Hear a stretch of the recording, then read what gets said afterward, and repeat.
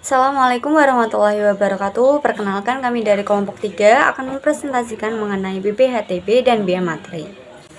Yang pertama-tama, kelompok kami terdiri dari 5 orang, yaitu yang pertama Indria Septilisa Santi, NIM 2019-12241. Yang kedua Ariana Setianing Tias, NIM 2019-12258. Yang ketiga Nisa Mardatila, NIM 2020-12025. Yang keempat ada Ulia Sari, NIM 2020-12041. Yang kelima ada Winda Silviana, NIM 2020-12046. Yang pertama akan membahas mengenai BPHTB atau Bea Perolehan Hak Atas Tanah dan Bangunan. Dasar Hukum UU Nomor 21 Tahun 1997 sebagaimana telah diubah dengan UU Nomor 20 Tahun 2000. Namun demikian, seiring dengan semangat otonomi daerah seperti halnya PBB, maka BPHTB pada tahun 2011 akan menjadi pajak daerah dengan diberlakukannya UU Nomor 28 Tahun 2009. Pengertian BPHTB yaitu pajak yang dikenakan atas perolehan hak atas tanah dan bangunan, di mana perbuatan atau peristiwa hukum yang mengakibatkan diperolehnya hak atas tanah dan bangunan oleh orang pribadi atau badan. Terdapat subjek pajak dan objek pajak. Subjek pajak adalah orang pribadi atau badan yang memperoleh hak atas tanah dan bangunan. Dan objek pajak yaitu perolehan hak atas tanah dan bangunan yang dapat berupa 1. Tanah termasuk tanaman di atasnya. 2. Tanah dan bangunan. 3. Bangunan.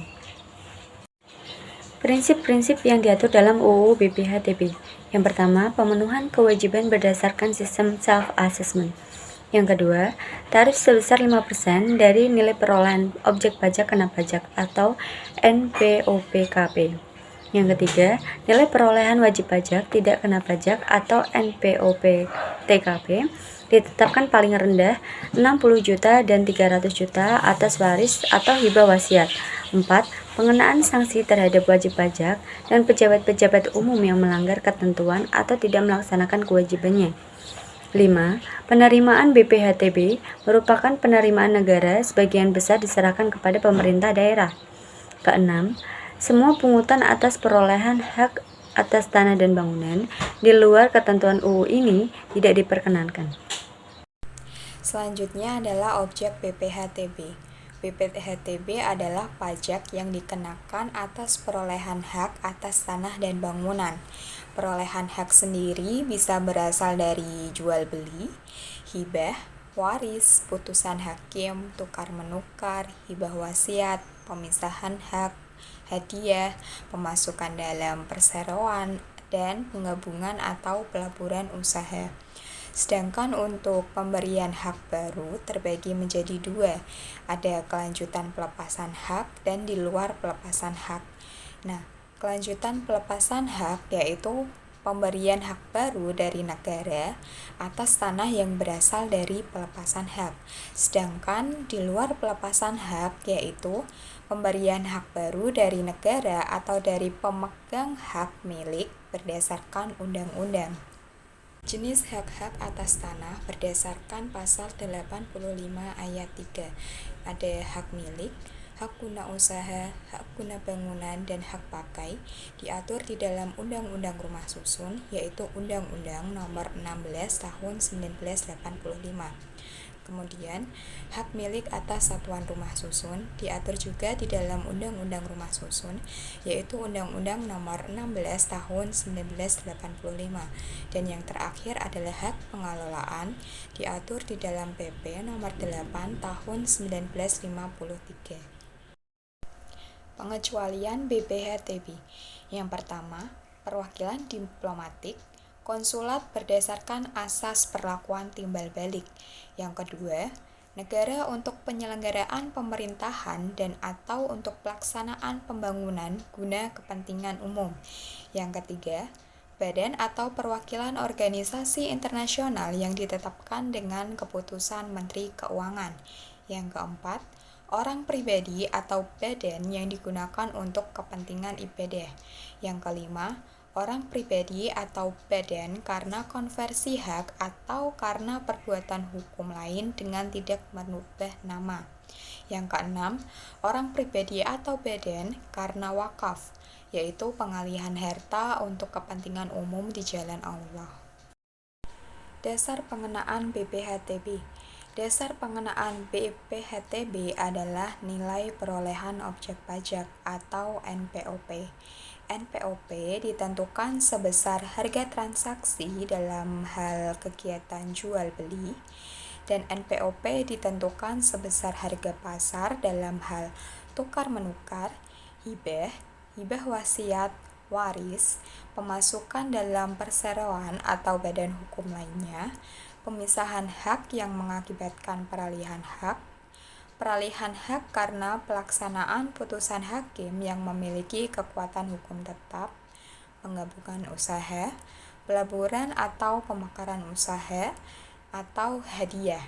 Nah, untuk hadiah sendiri ini terbagi menjadi dua, yaitu sebesar harga transaksi dalam risalah lelang dan sebesar NJOP PBB jika NPOP tidak diketahui atau NPOP lebih kecil dari NJOP. Pengurangan BPHTB. Di sini di kolom ada jenis-jenis surat pajak. Misalnya di sini ada SPPT, surat pemberitahuan pajak terutang, SKPD, surat ketetapan pajak daerah, STPD, surat tagihan pajak daerah.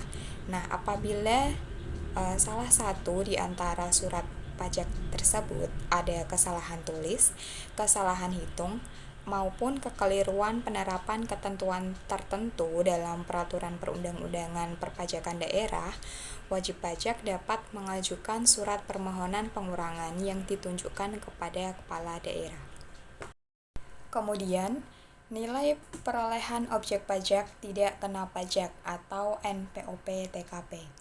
NPOP TKP ini diatur di dalam Peraturan Menteri Keuangan Nomor 33 Tahun 2008.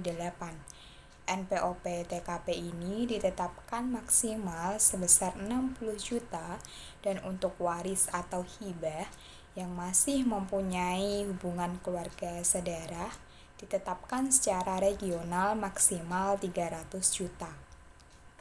NPOP TKP untuk hibah atau waris yang masih dalam hubungan saudara ditetapkan secara regional oleh kabupaten atau kota, kecuali untuk daerah khusus ibu kota Jakarta yang ditetapkan oleh provinsi.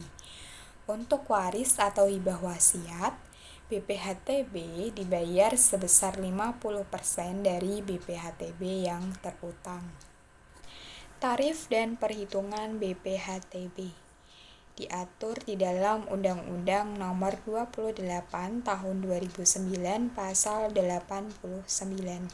Nah, untuk tarif BPHTB sendiri ini ditetapkan sebesar 5%. Untuk cara perhitungannya yaitu total NPOP atau nilai perolehan objek pajaknya berapa, kemudian dikurangi dengan NPOP tidak kena pajak. Yang di slide sebelumnya tadi disebutkan maksimal 60 juta. Sehingga NPOP dikurangi NPOP TKP menghasilkan NPOP kena pajak. Nah, untuk menghitung BPHTB yang terutang adalah dengan mengalihkan NPOP kena pajak, hasilnya berapa, dikali dengan tarif 5%. BPHTB karena waris atau hibah wasiat. Perolehan hak karena waris adalah perolehan hak atas tanah dan atau bangunan oleh ahli waris dari pewaris yang berlaku setelah pewaris meninggal dunia. Sedangkan perolehan hak karena hibah wasiat adalah perolehan hak atas tanah dan atau bangunan oleh orang pribadi atau badan dari pemberi hibah wasiat yang berlaku setelah pemberi hibah wasiat meninggal dunia. Untuk BPHTB karena waris atau hibah wasiat ini ditetapkan sebesar 50% dari BPHTB yang seharusnya terutang. Contoh soal yang pertama, pada Agustus 2012, Tuan Rizky membeli tanah yang terletak di Kelurahan Maguwoharjo dari Ibu Siva dengan nilai perolehan objek pajak atau NPOP sebesar Rp260 juta. Sedangkan nilai jual objek pajak yang digunakan sebagai dasar pengenaan PBB adalah Rp150 juta. Nilai perolehan objek pajak tidak kena pajak atau NPOP TKP untuk perolehan hak karena jual beli untuk Kabupaten Sleman adalah Rp60 juta. Berapakah besar BPHTB yang terutang? Jawabannya, NPOP sebesar Rp260 juta, NPOP TKP sebesar Rp60 juta.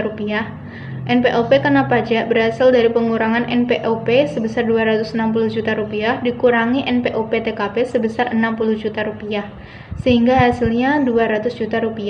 BPHTB terutang berasal dari 5% dikali Rp200 juta, sehingga hasilnya Rp10 juta. Contoh soal yang kedua, Tuan Andri mewariskan sebidang tanah dan bangunan kepada ahli warisnya yaitu Nanda. COP yang digunakan sebagai dasar pengenaan PBB adalah Rp500 juta. NPOP TKP untuk perolehan objek pajak karena waris yang ditetapkan untuk kabupaten di mana objek pajak berada ditetapkan sebesar Rp300 juta. Berapa besar BPHTB yang terutang? Jawabannya, NPOP sebesar Rp500 juta, NPOP TKP sebesar Rp300 juta. NPOP kena pajak berasal dari pengurangan NPOP sebesar Rp500 juta dikurangi NPOP TKP sebesar Rp300 juta, sehingga hasilnya Rp200 juta. BPHTB terutang berasal dari 5% dikali Rp200 juta, yaitu sebesar Rp10 juta. Pengenaan 10% karena waris sebesar Rp5 juta. BPHTB yang harus dibayar yaitu pengurangan dari Rp10 juta dikurangi Rp5 juta, sehingga hasilnya Rp5 juta. Materi yang kedua yaitu bea materai. Pengertian dari bea materai adalah pajak dokumen yang dibebankan oleh negara untuk dokumen-dokumen tertentu. Dokumen adalah kertas yang berisikan tulisan yang mengandung arti dan maksud tentang perbuatan, keadaan atau kenyataan bagi seseorang atau pihak-pihak yang berkepentingan. Benda materai adalah materai tempel dan kertas materai yang dikeluarkan oleh pemerintah Republik Indonesia. Pemateraian kemudian adalah suatu cara pelunasan bea materai yang dilakukan oleh pejabat pos atau permintaan pemegang dokumen yang bea materainya belum dilunasi sebagaimana mestinya. Tanda tangan adalah tanda tangan sebagaimana lazimnya dipergunakan, termasuk parab, teraan atau cap tanda tangan, atau cap parab, teraan cap nama, atau tanda lainnya sebagai pengganti tanda tangan. Untuk yang selanjutnya yaitu dasar hukum bea materai. Dasar hukum yang pertama yaitu Undang-Undang Nomor 13 Tahun 1985 tentang bea materai. Yang kedua ada Peraturan Pemerintah Nomor 24 Tahun 2000 tentang perubahan tarif bea materai. Yang ketiga ada Keputusan Menteri Keuangan Republik Indonesia Nomor 133 garis miring KMK 04/2000 tentang pelaksanaan Peraturan Pemerintah Nomor 24 Tahun 2000 tentang perubahan tarif bea materai. Lalu ada Keputusan Menteri Keuangan Republik Indonesia Nomor 104/KMK 04/1986 tentang pelunasan bea materai dengan menggunakan cara lain.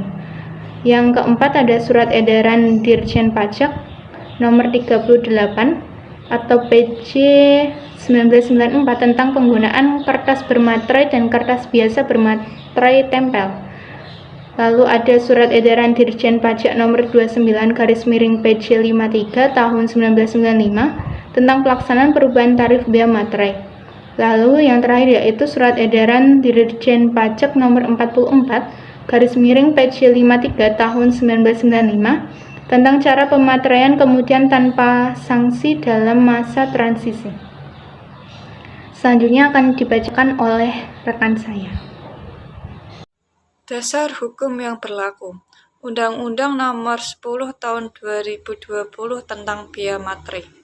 Peraturan Materi Keuangan Nomor 4/2000 PMK.03/2021 tentang pembayaran bea materai, ciri umum dan ciri khusus materai, tempel, materai dalam bentuk lain, dan penentuan keabsahan serta pemeteraian kemudian. Fungsi bea materai sebagai biaya pengesahan atau kekuatan hukum atas sesuatu dokumen berharga dan penting oleh negara. Jika suatu dokumen berharga tidak bermaterai sesuai dengan peraturan, maka penjabat dilarang melayani dokumen tersebut.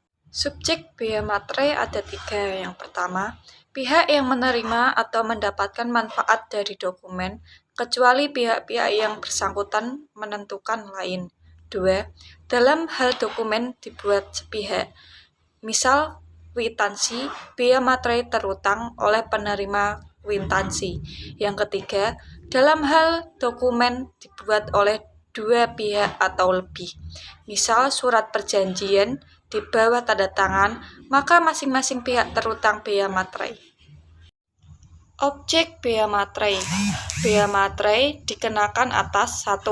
Dokumen yang dibuat sebagai alat untuk menerangkan mengenai suatu kejadian atau sifat perdata. 2. Dokumen yang digunakan sebagai alat bukti di pengadilan. Dokumen yang bersifat perdata meliputi 1. Surat perjanjian, surat keterangan, surat pernyataan, dan sejenisnya. 2. Akta notaris beserta kros, salinan, dan kutipan. 3. Akta pejabat pembuat akta tanah beserta salinan dan kutipan. 4. Surat berharga dengan nama dalam bentuk apapun. 5. Dokumen transaksi surat berharga termasuk dokumen transaksi kontrak berjangka dengan nama dan dalam bentuk apapun.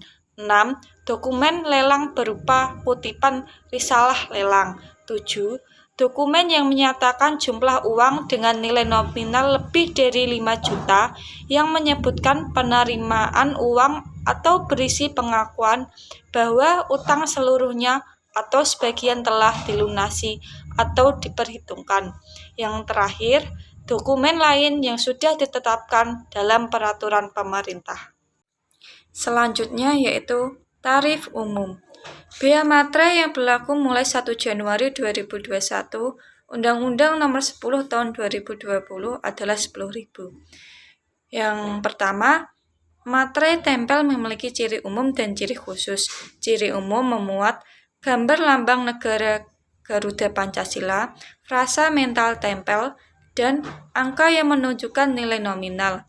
Ciri khusus sebagai unsur pengaman yang terdapat pada desain, bahan, dan teknik cetak yang dapat bersifat terbuka, semi tertutup, dan tertutup. Ketentuan lebih lanjut mengenai penentuan ciri umum dan ciri khusus pada materai tempel, serta pemberlakuannya diatur dalam Peraturan Menteri. Yang kedua, materai elektronik memiliki kode unik dan ketentuan tertentu yang diatur dalam Peraturan Menteri.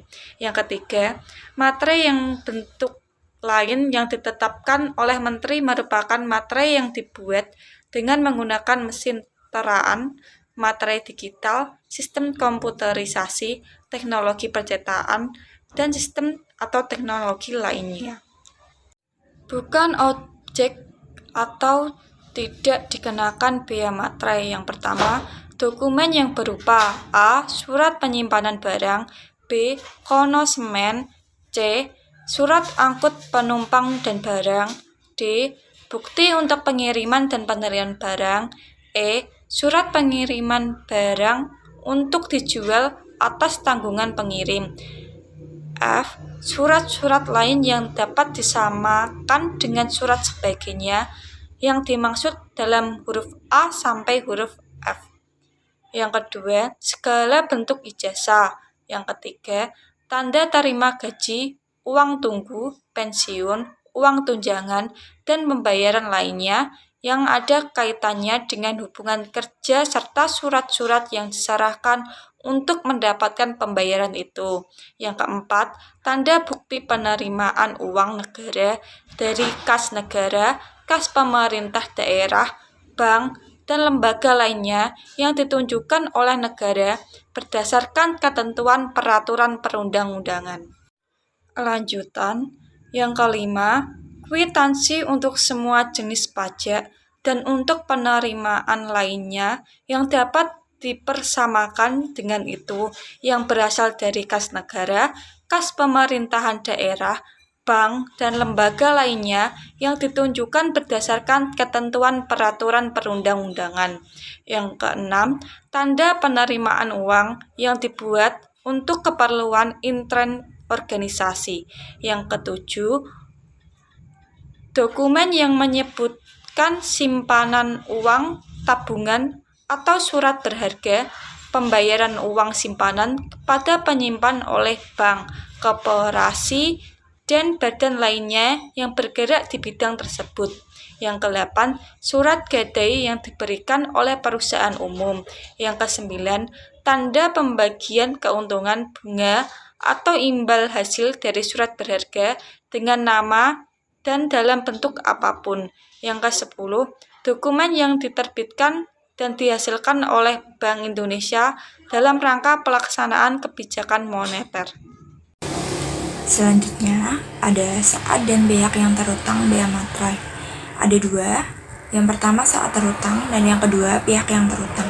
Saat yang terutang terdiri dari dokumen yang dibuat oleh satu pihak pada saat dokumen diserahkan. Yang kedua, dokumen yang dibuat oleh lebih dari satu pihak pada saat selesainya dokumen dibuat. Dan yang terakhir, dokumen yang dibuat di luar negeri pada saat digunakan di Indonesia. Yang kedua, ada pihak yang terutang, yaitu bea materai terutang oleh pihak yang menerima atau pihak yang mendapat manfaat dari dokumen, kecuali pihak-pihak yang bersangkutan menentukan lain. Selanjutnya, ada cara pelunasan bea materai dengan materai tempel. Yang pertama, materai tempel direkatkan seluruhnya dengan utuh dan tidak rusak di atas dokumen yang dikenakan bea materai. Yang kedua, materai tempel direkatkan di tempat di mana tanda tangan akan dibutuhkan. Yang ketiga, pembubuhan tanda tangan disertai dengan mencantumkan tanggal, bulan, dan tahun dilakukan dengan tinta atau yang sejenis dengan itu, sehingga sebagian tanda tangan ada di atas kertas dan sebagian lagi di atas materai tempel. Yang keempat, jika digunakan lebih dari satu materai tempel, tanda tangan harus dibubuhkan sebagian di atas semua materai tempel dan sebagian di atas kertas. Selanjutnya, ada cara pelunasan bea materai dengan kertas materai. Yang pertama, kertas materai hanya dapat digunakan untuk sekali pemakaian, meskipun hanya digunakan sebagian. Yang kedua, kertas materai yang sudah digunakan tidak boleh digunakan lagi. Dan yang ketiga, jika isi dokumen yang dikenakan bea materai terlalu panjang untuk dimuat seluruhnya di atas kertas materai yang digunakan, maka untuk bagian isi yang masih tertinggal dapat digunakan kertas tidak bermaterai. Bila ketentuan penggunaan dan cara pelunasan bea materai tidak dipenuhi, dokumen yang bersangkutan dianggap tidak bermaterai. Selanjutnya, ada tata cara mendapatkan izin pelunasan bea materai dengan mesin teraan materai.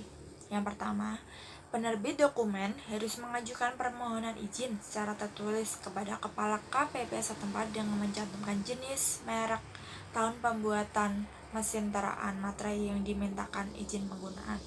Yang kedua, melampirkan surat pernyataan tentang jumlah rata-rata dokumen yang harus dilunasi bea materainya setiap hari. Yang ketiga, menyetor di muka bea materai minimal sebesar 15 juta rupiah dengan SSP. Yang keempat, melampirkan surat keterangan layak pakai atas mesin teraan materai yang dimintakan izin. Yang kelima, izin penggunaan mesin teraan materai diterbitkan oleh Kepala KPP yang berlaku selama jangka waktu 2 tahun. Yang keenam, sebelum mesin teraan materai digunakan, dilakukan pengisian deposit sebesar jumlah bermaterai yang disetor di muka dan pemasangan segel pada mesin teraan bermaterai tersebut oleh KPP setempat.